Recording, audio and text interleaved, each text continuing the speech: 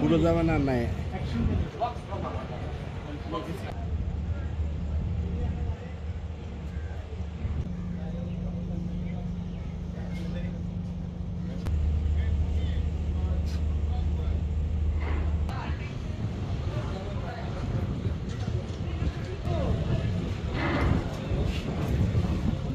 আমাদের দেশের সম্পদ আমাদের নিজেদের তৈরি এবং প্রতিটা লোকের এখানে আসা উচিত এবং প্রতি সশস্ত্র বাহিনী দিবস উপলক্ষে এখানে আসা উচিত সবার।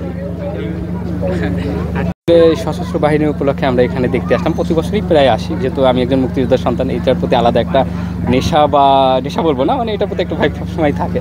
তো এটার জন্য ওনাদেরকে থ্যাঙ্কস যে আমাদেরকে এরকম একটা সুযোগ সবসময় প্রতি বছর করে দেয়, কারণ আমরা তো এটা সবসময় তো আর দেখতে পাই না।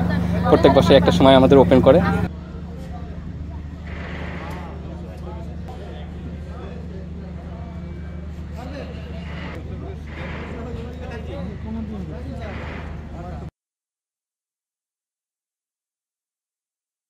আমি অনেক কিছুই দেখছি, যেমন এরা কীভাবে বেঁচে থাকে। আমারও বড় হয়ে ইচ্ছে হয়েছে যে আমিও নেভি হব। আমি দেখলাম এদের ডাইভিং স্যুট, গানস এবং অত্যাধুনিক কামান এবং অনেক কিছু।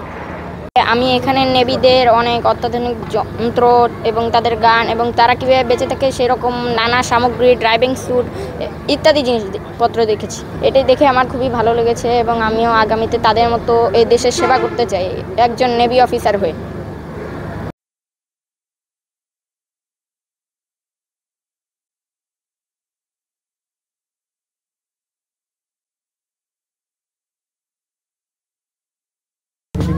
High machine gun, high machine gun, এটার ম্যাক্সিমাম সাঁতার কাটা যায়। তারপরে এই যে সেটটা, এটা এটাকে বলা আমাদের লাইফ লাইন।